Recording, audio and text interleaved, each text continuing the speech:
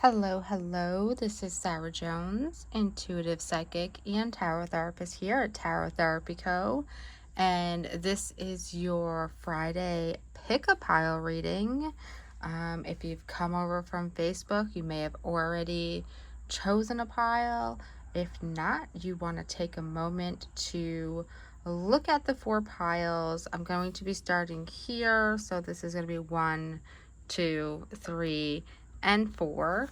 So which pile calls out to you? This week we are going to be doing an inner quest reading. So what does that mean? What is the inner quest? So we are using the Wild Unknown archetype deck. And I always like to explain to people what the archetypes are. And they are patterns in your life. From the messy chaos of uncertainty to tendencies to personality patterns that kind of surface and come into our lives. They're universal. We all have different ones that we may experience in our lives. Archetypes can actually unite us in the experience of being human.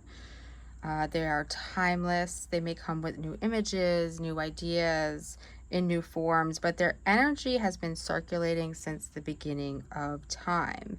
So there will never be any new archetypes, but there's infinite new ways in which the archetypes express themselves. So archetypes contain both light and dark. And I want you to know that there's no good or bad archetypes. They each contain that duality of the light and the dark. When archetypal energy wants to reach us, it does this usually through imagery. So it may choose a song, a word, a memory, a poem, a dream, painting, story, nature, another person, etc., etc. This is why art is so compelling. It's really built on archetypes. And archetypes are part of who we are. So with this inner quest reading, what we're going to be looking at is what narrative is going on in your life. What is the current story of your life? What archetype is playing out? Where is it playing out? With what is it playing out? And why is it happening? So we're going to look really into your subconscious, into your psyche with this reading.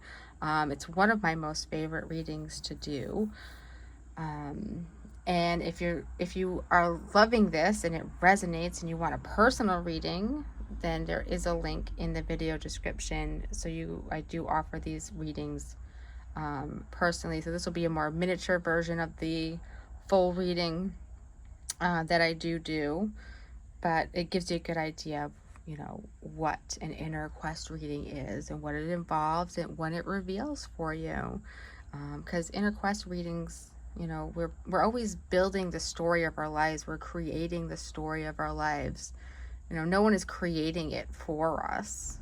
We're co-creating it with spirit, but essentially it comes down to what we're thinking, what we're feeling, what energy we're putting out there and getting in back in return. So that's why I love the inner quest reading. Okay. So I'm going to dive right in. We are going to go ahead and start with pile number 1. So if you chose this pile, this reading is for you. And we are going to start out with the Who. And the Who is the archetype that is most dominant in your story right now. It's the part of you that needs attention in order for you to understand and move forward on your quest. So the archetype is the Destroyer. And I know it may seem a little scary, a little dark here, but like I said, there is always light in the darkness as well. So I want you to keep that in mind. So the destroyer energy, I feel like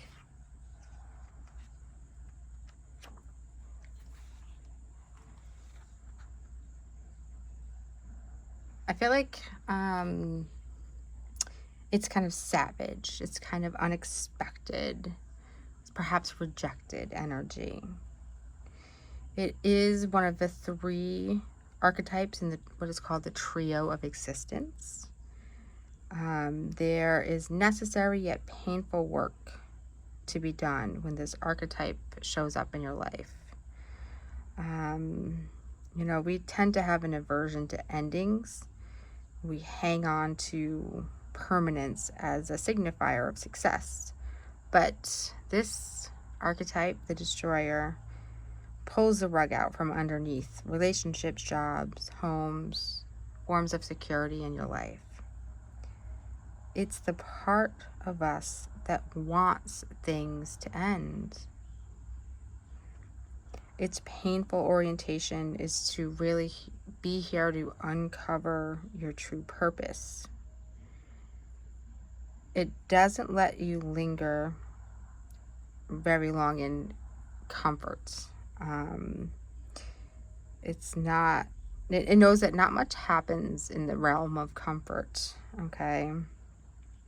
It's the stepping outside of your comfort zone kind of energy.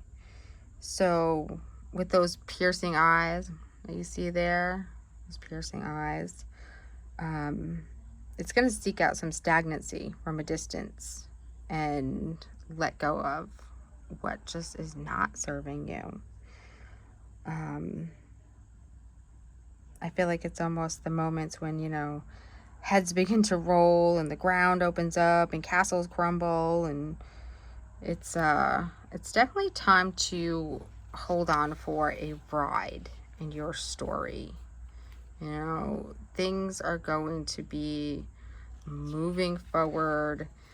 They're going to be getting a bit crazy for you. And again, this starts within and moves without, and you know, outside of you, because you're going to create this story. So you may be feeling it now, or you may be feeling it to come. Depends on who you are, but know that there is a light within that darkness, within this archetype, within this story in your life. Okay?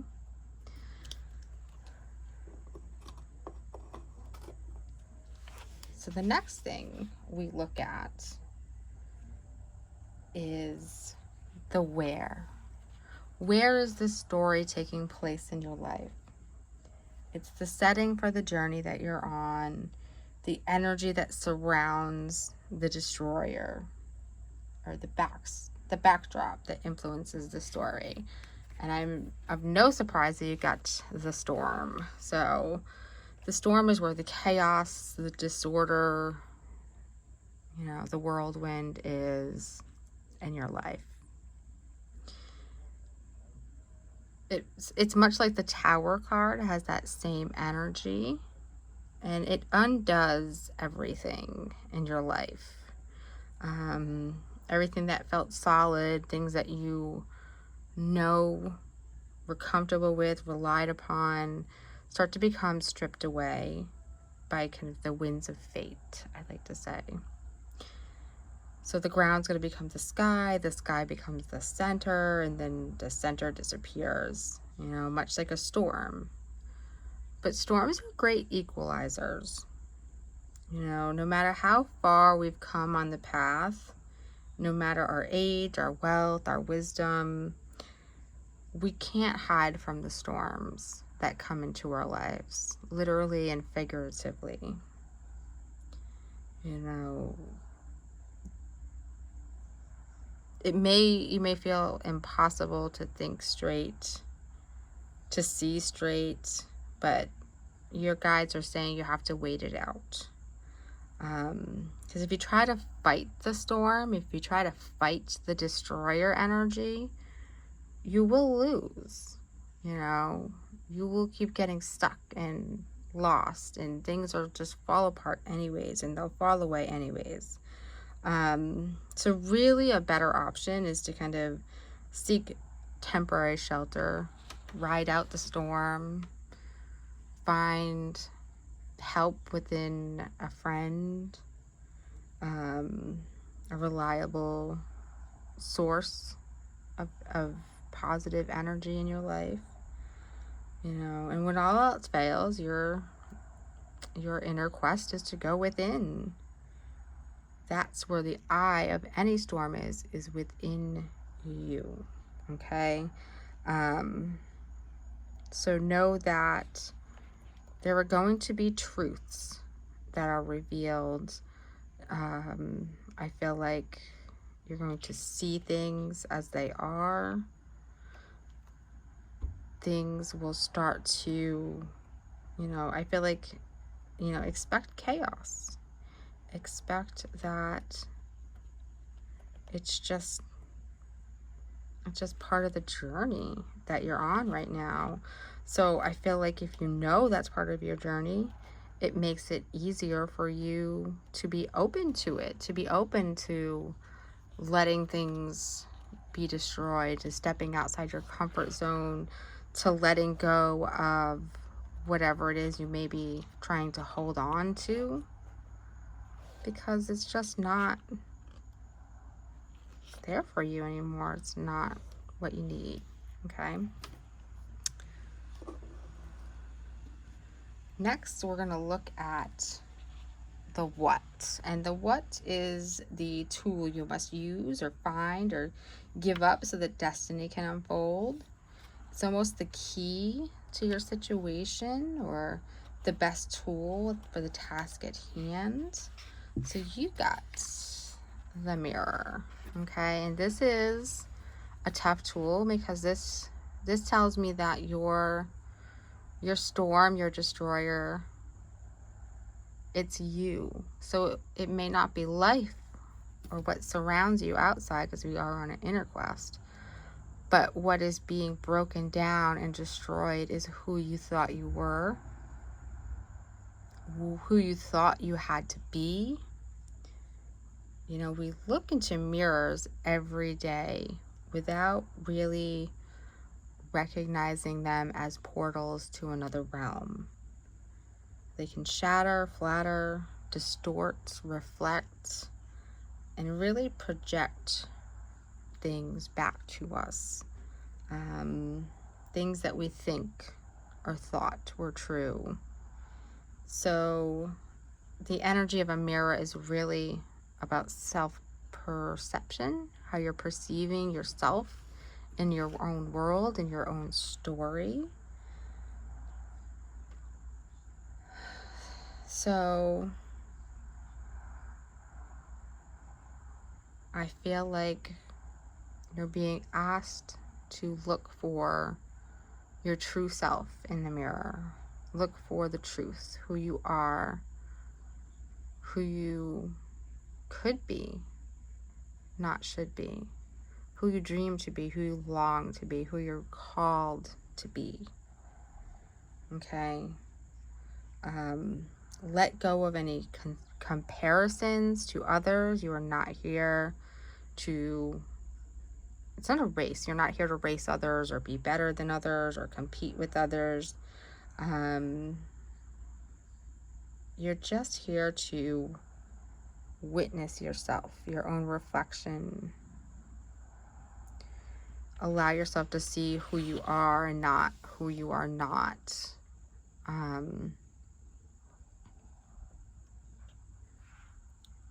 I feel like, you know, you're being asked to really break down the walls of who you are, who you have been. Okay. Very, very powerful energy if you chose this first deck. You have a really powerful story going on in your life at this moment. But it will lead somewhere better. I do promise you that. You will be so much better off for it. So the final card is what is called the initiation card. And this is the why, the deeper purpose of this story playing out in your life. It may be the challenge. When you start to feel this energy, you know you have come to what they like to call the growth edge, or kind of the end of this story playing out. It's really kind of what the journey is about. Most of these I can't pronounce, but I can pronounce this. It's Eros. And this is the energy of love as desire, eroticism, sensuality. But it's really, putting this the sexual nature of it aside. It is desire. It is what your soul desires, is what you long for. You've been awakened. You've been awakened by love. You've been awakened perhaps by heartbreak. You've been awakened by devastation, or you've just been awakened because you just can't anymore.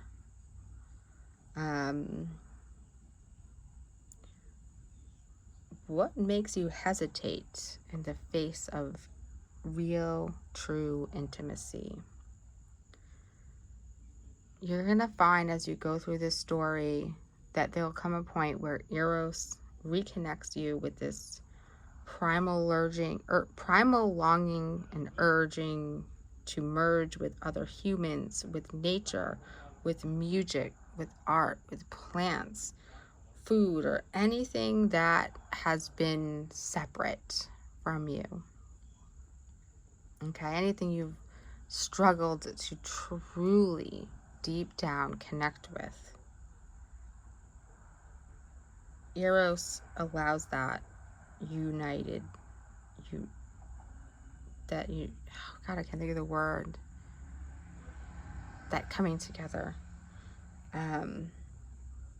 You'll find at the end of this journey, your heart will start to embrace otherness and further understand your own life force. It will begin to awaken more. There is, an inevitable initiation into love's labyrinth. You'll start to find yourself swirling in a new territory of desire, of sensuality, of intimacy, of wanting to explore this kind of labyrinth energy with a curious, open, honest heart.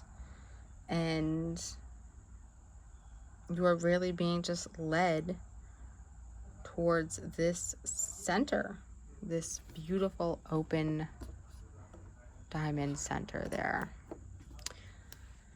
So I do hope that this reading resonated with you. If it did, please hit that like button, share with me in the comments if you choose to, or if you'd like to see more readings from me, please go ahead and subscribe.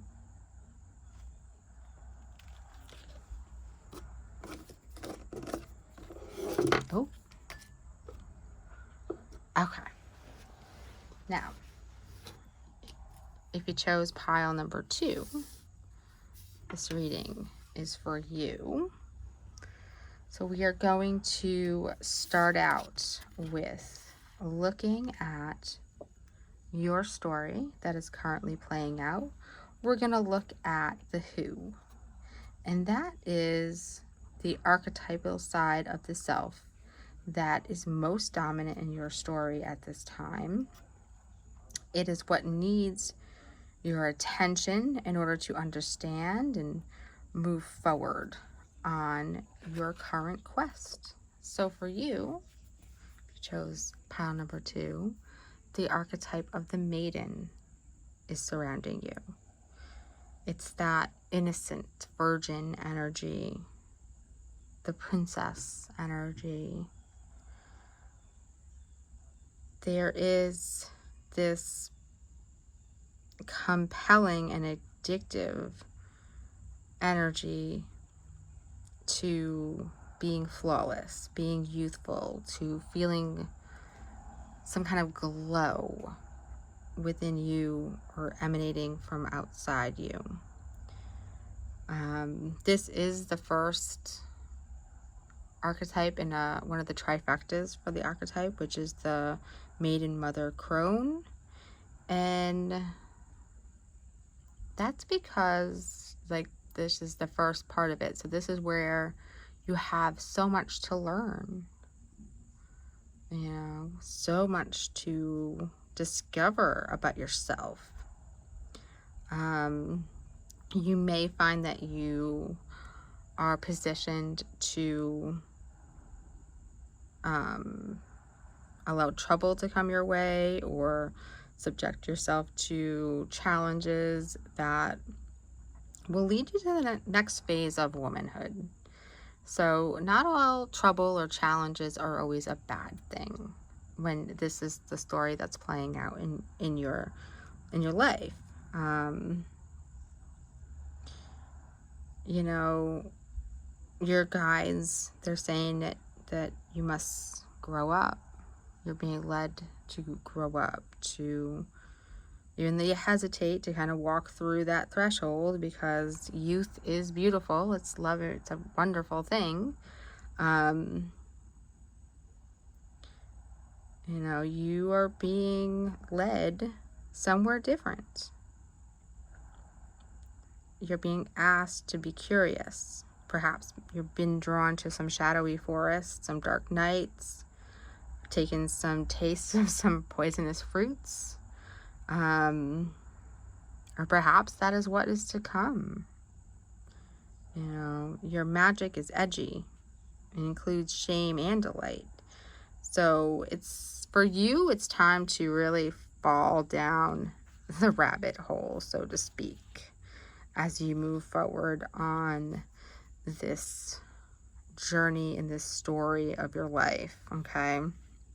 So I feel like you really got to get ready. I almost feel like, yeah, you got to get ready for this energy. So I feel like it's coming. Okay. I feel like it's new energy for you, or perhaps not. Perhaps it's old energy that you're still working through. So the next part is the where. Where is your journey taking place? What is the energy that surrounds the situation or the things going on in your life? What is kind of influencing everything that is going on around you? Okay. And for that, you got the cave. Okay. So I feel like this energy is perhaps a bit dark. It is portal energy. So you're, once again, we talked about that portal energy with the maiden. So now it's portal. It's the interior. It's what's going on inside. So I feel like you're in a stage where you're going from focusing on the outside of everything that's going on around you, and you're transitioning into this phase where you're just starting to focus on the inside. So if you are fortunate enough to enter your own inner cave, you are going to be forever changed. It's really a place of potent power, and it can act as a portal between another realm, a space for sacred rituals and initiations. So you're being initiated into that womanhood energy. It's a good time to return for meaningful retreats, to see how far you've come, to see what you've learned, to learn about yourself some more. You may find that you can see the true self within the darkness of your inner world. I feel like there's a lot of heart center energy. So I feel like your guides are saying, they're whispering in your ear to focus on compassion and self-understanding. But it may be a scary path as well. Because if you've been so busy getting quiet, getting dark, stepping into the night, into your cave, can be scary.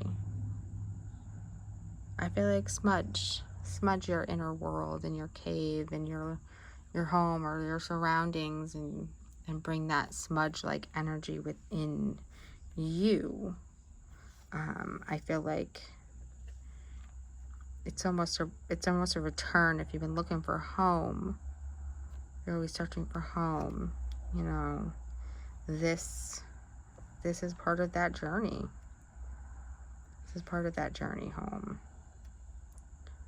Okay. So you'll wanna follow it. Don't be afraid of it as much as you have been.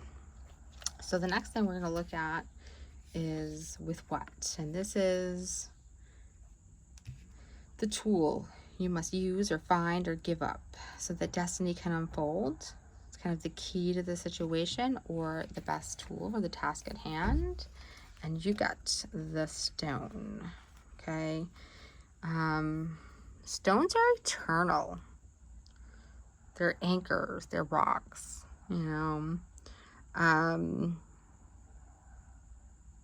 this as a tool,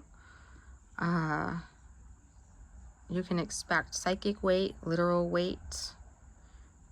There's the energy of permanence, of concreteness, of reliability.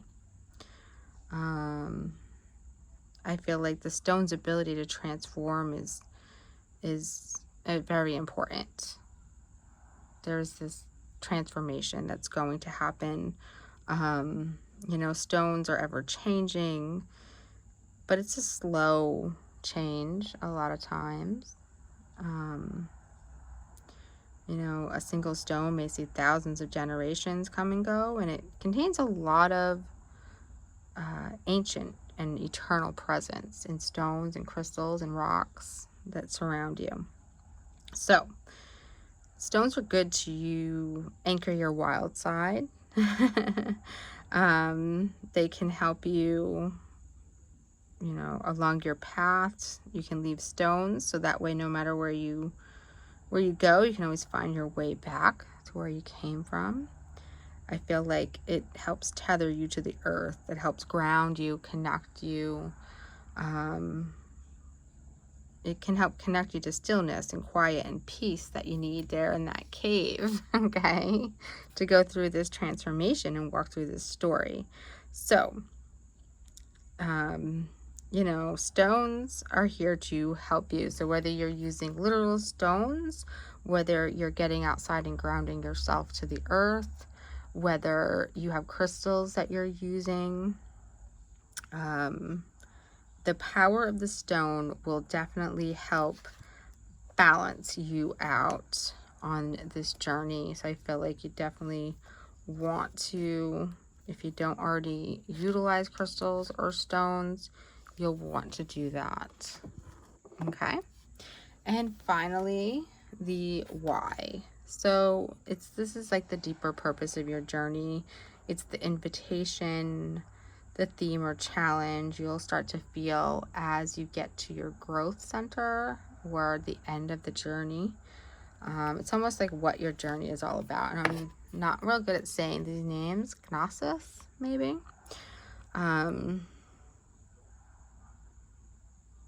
So this is the innermost knowing. This is mystic truths. True knowledge is not found in facts and figures or books or library shelves or outside ourselves. You're really being pointed towards deep, timeless wisdom that comes with experience and experiencing things in your life.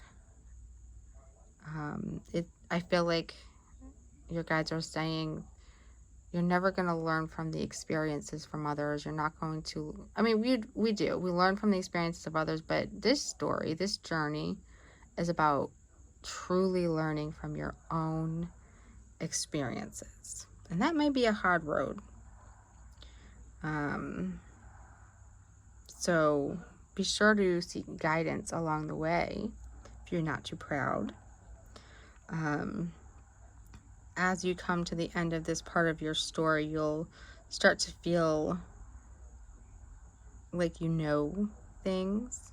You'll start to feel truths. You'll start to feel what is right and true for you. I feel like you'll have answers that you didn't have before, or you'll know how to gain the answers more readily than you did before. I feel like you're being called to study what your passion is, what you desire, what is available to you, what do you want forever, what do you want life to look like, be like, feel like for you. Okay? I feel like you're being asked to grow up a bit, move forward. Okay? So that is your current story that is playing out in your life. If this resonated, please hit that like button. If you want to see more readings from me, please go ahead and subscribe. And feel free to share your thoughts in the comments. Thank you so much. All right. So, if you chose pile number 3, this is your reading. So we are going to start out with the Who. This archetype is the side of yourself that is most dominant in your story right now. It's the part that really needs your attention. And it is what you need to learn or understand in order to move forward in your story. So, you got the archetype of the Queen. So this is Empress energy. This is Mother Queen energy. This is the sovereign energy. You know, of course, there's a dualistic nature, male, female. It's not just a female energy. So either side that is being presented, what is being asked is that you move forward with grace and eloquence that comes from the heavens, being asked to uplift the spirit of others or a shadow across the land. So if the king is like the ego, then the queen is the expression of that ego in the world. She is the lotus's bloom, the dancer's bow, the moonlight's radiant reflection. When a queen is seated in her rightful and righteous place, she is patient and she is forgiving. She waits for the grace of God and the goddesses to move through her. She strives and grasps for nothing. To be the benevolent leader and to embody the queen is to really settle into a deep trust, a deep resolve, and deep power within yourself, within life, within the journey. Because the royal queen fears nothing. You know, divinity itself cradles within her heart. I feel like you're being asked to really embody this energy of the queen, of all knowing, of all being, of just knowing that you are just co-creating with the divine. You are part of the divine. You are divine in your own right. Okay.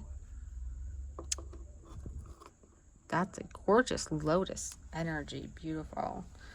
So, where will this story take place? Where will this journey happen? What is the energy that is surrounding this journey? What is influencing it? And you got the bridge. So, the bridge is very much about connection energy. It's about what is linking things together. It's about moving through gates. We build bridges to really connect things, to connect worlds. They create flow for us. They allow us to travel between realms, between ideologies, between personalities.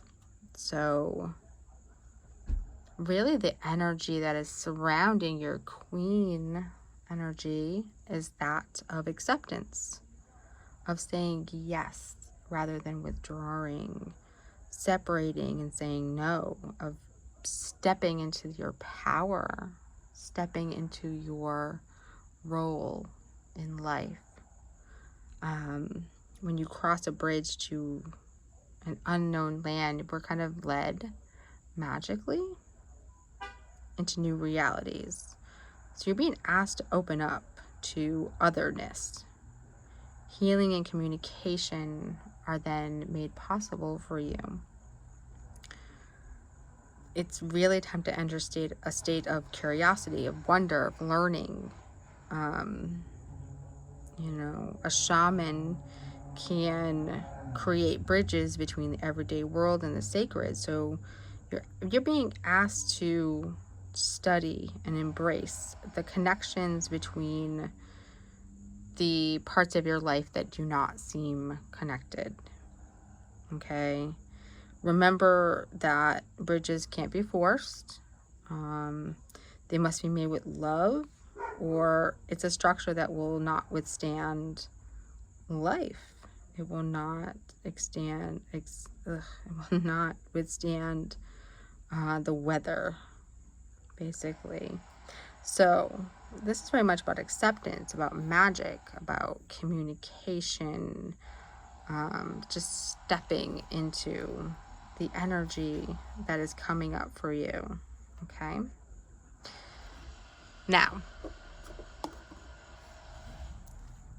what tools are being given to you to use on this journey? I would wonder, right? We must need some powerful tools to move forward. But this is what you must use to, you have to use it or find it or give it up so destiny can unfold. It's kind of the key to the situation or the best tool or task at hand. You got a very interesting tool. You got the kiss. So the kiss is about touch. It's about chemistry. Before a first kiss, the air surrounding two people is very electrified. Each breath is really alive with passion and magic. So what will it feel like? What will their lips feel like? What will they taste like? Do they want to kiss me as much as I want to kiss them? So this energy is a very heightened sensation of merging with something, merging with another, or letting in what's moments ago were separate. Two become one. It's risky but beautiful business, and these moments forever change us as we move past the celerity of self and towards a union and towards acceptance. This card really suggests true intimacy is around the corner for you. But you will be required to be brave, to surrender. So when the energy of a kiss comes in and takes on non-human form, it can be experienced as touching the sacred, hearing a whisper, or being graced by a divine being. So being a queen, that queen energy is you becoming your own you kind of stepping into your own divinity. And I feel like you'll recognize the presence of the kiss energy by cold chills or awakening of the heart, or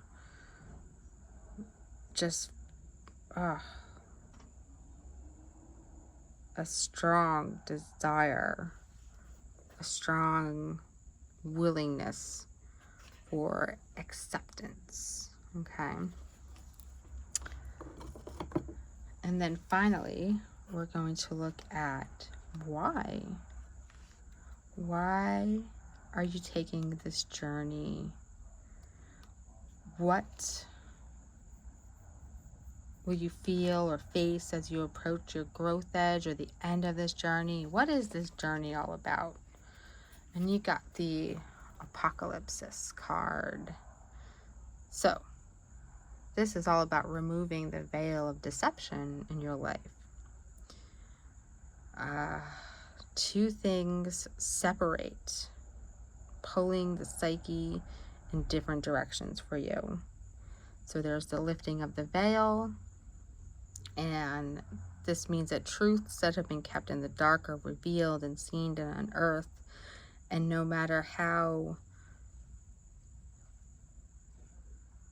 hard it is to witness them come to life, it's, you're going to feel some despair and some grief that follows. But the second part is very dynamic.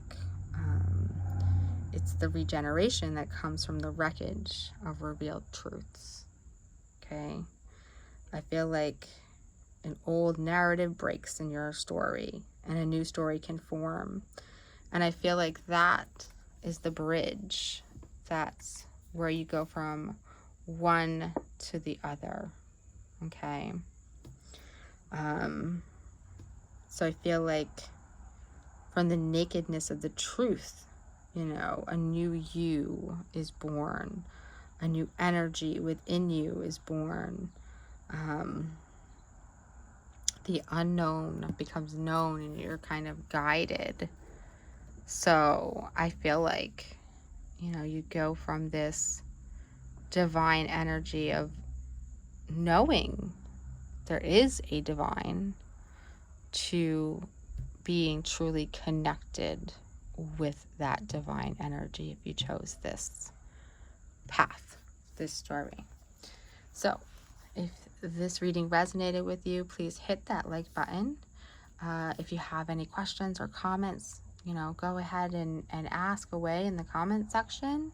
And if you want to see more videos from me, go ahead and subscribe, and thank you for being here.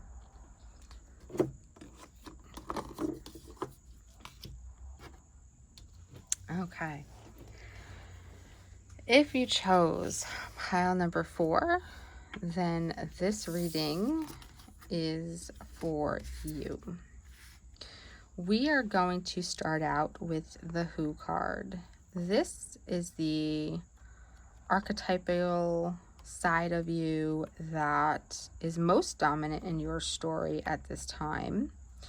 It is the part of you that needs attention in order for you to understand and really move forward on your quest. Okay, so who did you get? You got the Animal. So this is always an interesting energy. It's like staring at you with that big blue eye there. What are you looking at? This is the energy of the wild one. We are mammals, and we have hair on our body to remind us so, even though we try often to forget our animalistic nature. This archetype has come for you to tap into your animalistic nature and power and direction. Activating the animal within means reawakening your relationship to nature and the most broad and embodied senses that you have. Okay? Imagine yourself drinking from waterfalls and roaring at the moon and opening eyes underwater and eating berries from the vine. Okay? The life force at our planet begs us to really set down your devices. Get off of your TV, your phone. Get away from some social constraints that may be holding you back. Feel your blood that really pulses through your veins. Because the animal within you longs for breath. It longs for food. It longs for procreation and physicality. It really wants some dirty soil under your nails and starlight in your skin. So if this sounds terribly unsophisticated to you, know that when Buddha became enlightened, he literally roared like a great lion. The thing is, I feel like your guides are demanding that you get comfortable in your own skin. You get comfortable with expressing yourself, being yourself, being alive, feeling alive. Because I feel like you've been lacking that. So that is the story that is coming for you, okay? Now, where will this story take place? What is the setting for this journey? What is the energy that surrounds it or influences it? What is going on? So, you got the temple energy, okay? And I feel like that triangle, those leaves, there's almost a sanctuary or a shrine type energy here. So when we think of temples, we usually envision this beautiful, structure in a far off land, and you're very quick to distance ourselves from temples. But I want you to expand your thoughts here. Temples are universal, omnipresent energies that are accessible in the highest and lowest, richest and poorest of all places. Visiting a temple might be as simple as stepping into a light in the forest, slowly, sensuously kissing your lover, closing your eyes to travel inward. Your journey, this animalistic journey, you are being called to re-examine to what you pay homage to what you focus on, to what you desire so badly, and to what you reject. Because what do you spend your time worshiping? Your phone, money, material goods? What barriers do you draw between yourself and the sacred? Because perhaps there's room on your altar for something new, something surprising to offer up to the heavens. There's really this need here for you to connect to your inner self, connect to the energy of life itself, to connect to your being, to connect to God, just to connect, the tool you will use. You will have to find, give up, or use this tool for destiny to unfold. It's like the key to your situation or the best tool for the task at hand. And you got the good old sword. So, swords, knives, blades, weapons, literal weapons. To use this sword is really to decide. This is what you must do. Decide. Make a decision. Make a choice. Because that blade separates one reality from another. So once the choice is made and all else falls away, it makes it easier. If you find the sword in your grasp, then your guides are saying you can no longer hesitate. You can't overthink this. You can't stop. You can't push it away. Your tool, your weapon, more so than a tool, it really requires a clear and decisive mind and a willingness to act on this story, to jump into this story, to jump into this journey. You know, others may think or find you to be too hasty or maybe even violent, but the most compassionate and responsible gesture is one that is honest and swift and accurate. Okay? The sword is at birth when we cut the cord that we share with the mother. You know, this moment defines our separation from her and begins our journey of really becoming our own self. So you're going to have to make these cuts in life over and over and over again to become yourself. So you're here to grow. Decisions will shape your life, and the sword is really an infamous shaper of your destiny. So you're being really asked to step into a new destiny, to cut to what is essential, to get rid of what is no longer essential. And you see it over and over. You're really being guided to let go of those things outside yourself that are distracting you from really connecting with yourself. Okay? And finally, we have the why, the purpose of your journey, the initiation that you are kind of being called into, and what you'll start to, the energy you'll start to see as you get your growth edge or the end of this journey. You know, it's what the journey is about. And this is one of those ones I have a hard time. Thanatos, it's death. The ending. You know, it's tempting to oversimplify death and sum it up as transformation.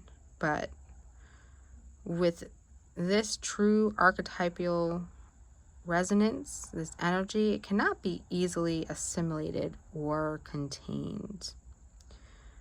Death is ongoing, it's omnipresent, and it's an eternal response to the gift of birth. When we witness the ending of another being, creature, phase, or stage, there are deep consequences for our psyche. We really are forever changed by the energy of death. You know, it can force us to relinquish control in every form. It can leave a mark of ash upon our heart. It can signify that we've touched the cusp of the underworld and that we'll return to the land of the living eventually, hopefully with more compassion and more wisdom to share. This is the capacity that is needed in your world. Capacity of one who has faced the annihilation of death and can face anything. You are being initiated into the energy of the underworld, bearing witness to it all, to life, to the gifts that we share, we feel. You are moving into some powerful energy, and you will need to tap into your animalistic, intuitive resources within the temple that is you to be ready for this. So if this reading resonated with you, please go ahead and hit that like button. Please feel free to share your thoughts in the comments. And if you would like to see more readings from me, go ahead and subscribe. Thank you so much for allowing me to read for you.